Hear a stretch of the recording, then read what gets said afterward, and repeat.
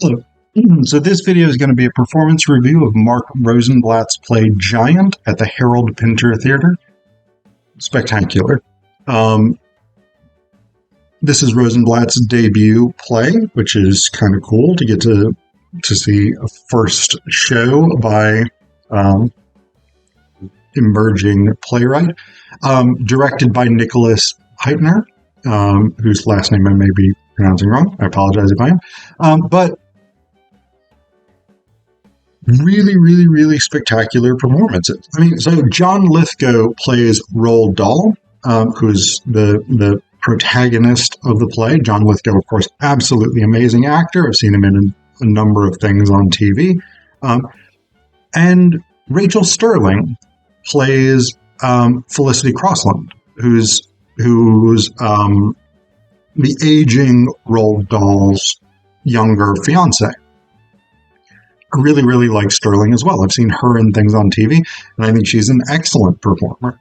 One of my students had said this, because one of my Literary London students, I forget who it was, but they went to a show, and there was someone that they had seen on TV repeatedly who was in the cast. I think the lead character, but again, I forget the context.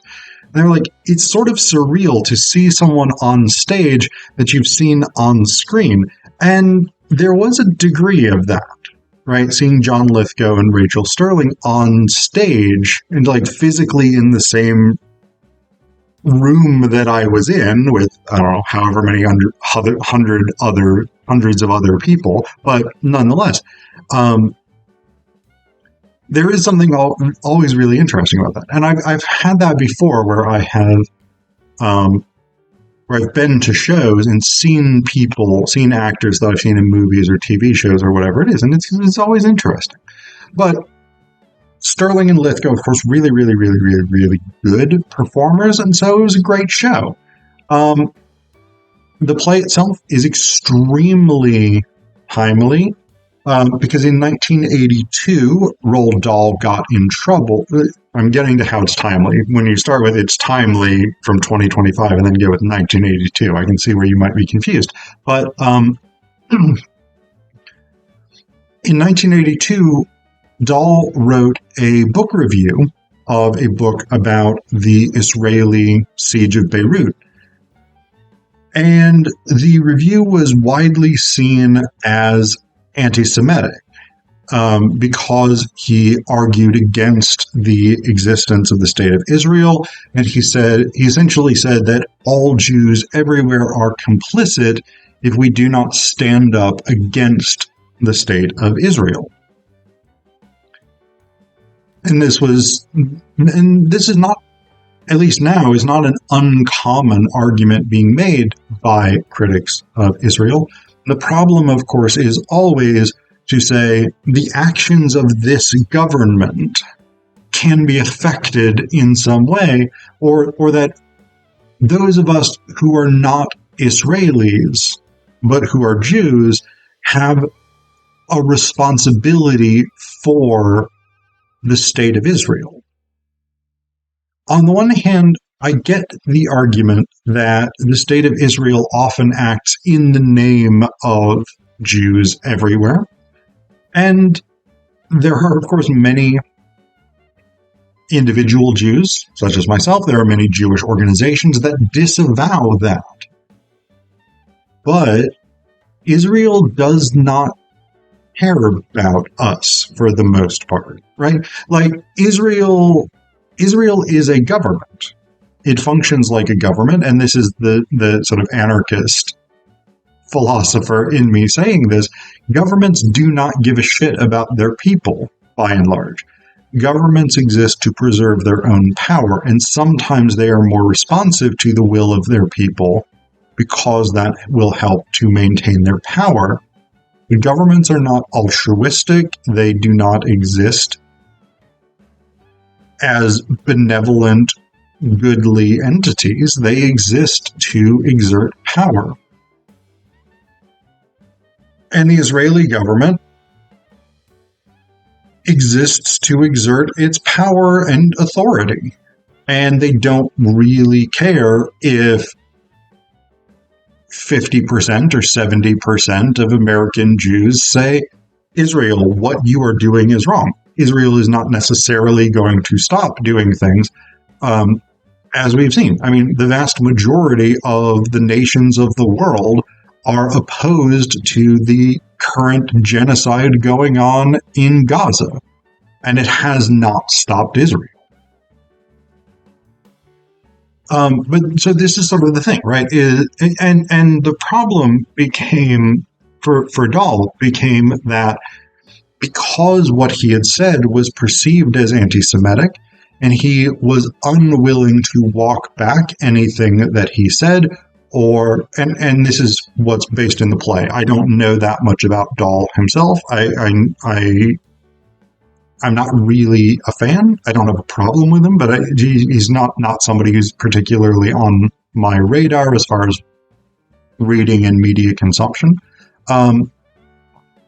He was unwilling to walk back any of the things that he said. He was unwilling even to concede that what he had said could be seen justifiably as anti-Semitic. And so there were major concerns about book sales because he was being attacked in the press as an anti-Semite. He was being widely criticized, and Jews are, I would say, more literate on average than Christians in the Western world. And I don't say that out of any sort of sense of like superiority. Judaism historically has Jewish culture, at least historically, has valued education, has valued literacy, has valued being able to read the Torah. That is an incredibly important part of Jewish identity in a way that historically being able to read the Bible has not been that important for Christians. At least that sort of degree of literacy has been very important since the fall of the Second Temple and the Jewish diaspora.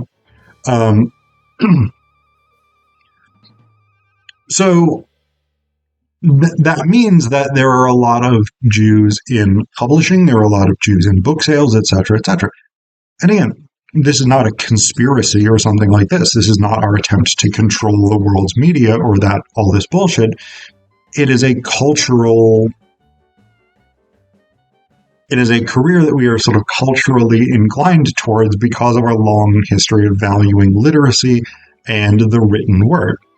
And so there were a number of organizations, there were a number of individual booksellers, and this comes up in the play, who were uncomfortable or unwilling to stock Dahl's books without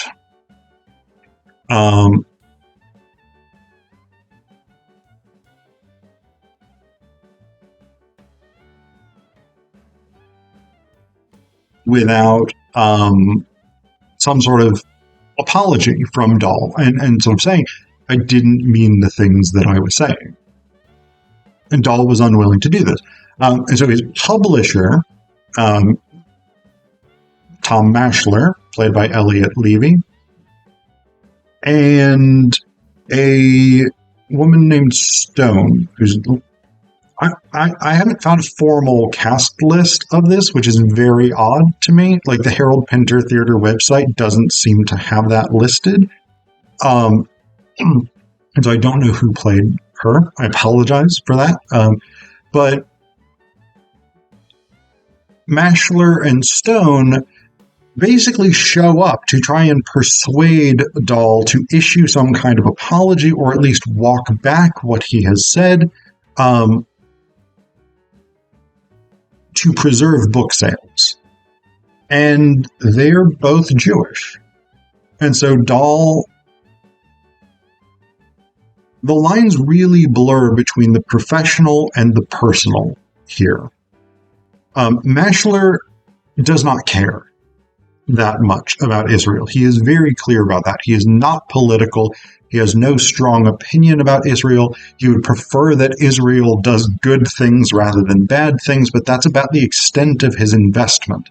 And he says that the main reason he would prefer that they do good things rather than bad things is because as a British Jew, people are constantly asking him about Israel, and he just doesn't, he's not invested in it. Stone, by contrast, seems to be much more invested in Israel, although it's also not 100% clear how much of that is Dahl decides that she is strongly invested in Israel. And as he pushes her and pushes her and pushes her, she embraces that position. But she does bring legitimate data to suggest that being viewed as an anti-Semite will hurt Dahl's book sales in the U.S. And that is her job, is to figure out how do we keep selling these books. And Dahl does not seem to accept that that is a legitimate concern. He seems to view this entirely as a question of, I am telling the truth, and there is no other legitimate perspective, which of course is an extremely problematic view of any issue. And he views it as these are Jewish publishers trying to force me to retract my statements about Israel because of their personal view of the situation. He does not, and there is legitimacy to Dahl's position that the Israeli government is incredibly violent. Again, this play comes out in 2024 originally. It's now 2025. The Gaza genocide is ongoing. Israel is committing a genocide. If you don't believe it, shut the fuck up. You're wrong. But the reality is that the conflation of Israel's actions as a state, as a government, with all Jews everywhere is a problematic thing because it is used, whether or not the individual person saying so intends it to be, it is used as a basis for anti-Semitic violence. And as Stone quite rightly points out, there are centuries and centuries of anti-Semitic, anti-Jewish tropes that get deployed in discussions of the government of Israel's actions. And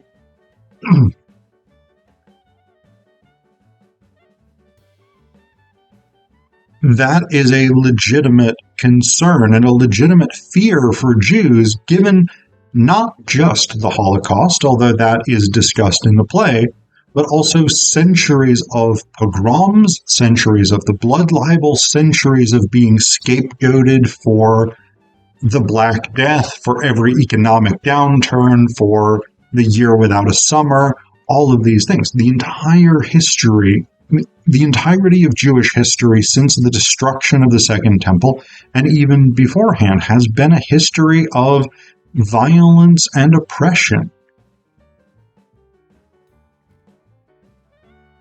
And Dahl seems unable to conceptualize how people coming out of that tradition, people coming out of that history, would see his call for the destruction of the only predominantly Jewish state on the planet as anti-Semitic, and would see his discussion of the entire race as problematic. Dahl seems unwilling to conceptualize this. And it is clear in the play that the personal feelings of Stone, especially, and to a slightly lesser extent Mashler, do play a role in their attempt to get him to walk back their statements. But Dahl is a complicated figure here in this play. And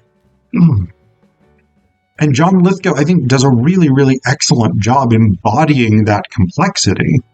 But he is a complicated figure in part because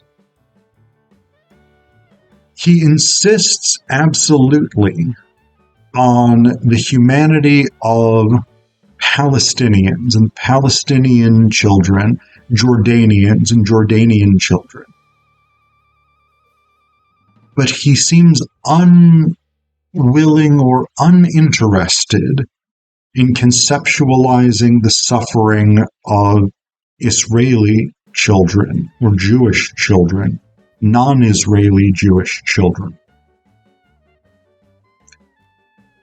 And it is a strange thing. And we don't get a sort of definite statement from Stone. Dahl imposes on her, Dahl accuses her of not caring about Palestinians and Jordanians. And she implicitly seems to accept that. But she also doesn't agree to it. She doesn't agree to that proposition. And so it is a very striking thing. Again, it's set in 1982-ish, but the issues that it's dealing with continue to resonate today, especially, again, in terms of the ongoing genocide in Gaza. And so it's a very powerful play, and it's often a very thoughtful play. Although the one sort of critique that I have is that almost the last thing that we get is Dahl on the phone to a reporter for, I think, the New Statesman, maybe, some sort of slightly left-leaning magazine or leftist magazine, whatever it is. And he's just spouting off these anti-Semitic tropes to this journalist. And it's not clear that Dahl even realizes how ugly and anti-Semitic what he's saying is. And I think on some level, for me, that sort of weakened the play, because I like the ambiguity of, is Dahl genuinely an anti-Semite? Or is he so invested in the lives and legitimacy of Jordanians and Palestinians that blocks his ability to see the Israelis and see Jews in general as human beings as well? And the end of the play pretty well wipes out that ambiguity. And I actually don't really like that. I think the ambiguity was stronger. But again, the performances were excellent. And so the show overall was really, really, really